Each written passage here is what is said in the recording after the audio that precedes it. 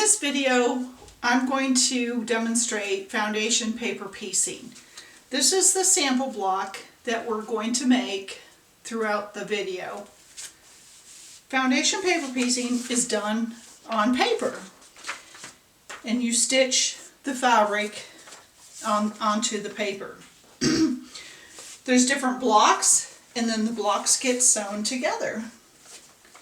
These papers will come off eventually before I put it into a final quilt, or like this one is a wall hanging, and there's different blocks here that created the whole design.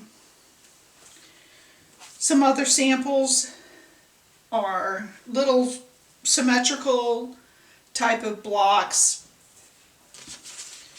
where there might be, this one was just two sections, a mirror of each other. And then they get a little more complicated where you might have up to 5 or 6 sections that get pieced together.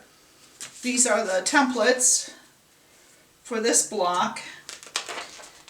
And what's tricky about foundation paper piecing, or what you have to remember, is that the templates are the back side of the block.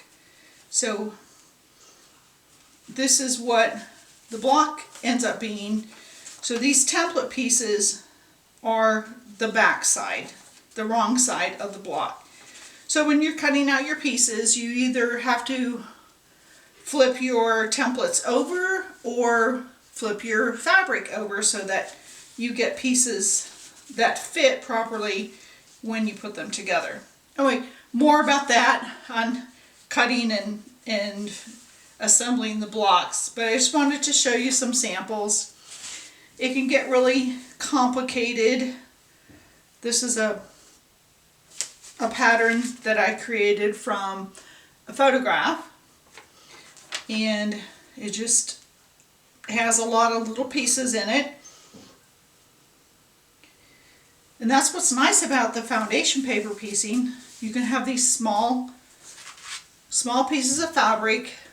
It looks really complicated, really hard, but it's not. It's fairly simple. So I'm going to step you through all the supplies that you need. We'll talk about fabric selection, and then we'll get to the technique of actually sewing the pieces onto your paper and then assembling all the units into our final block.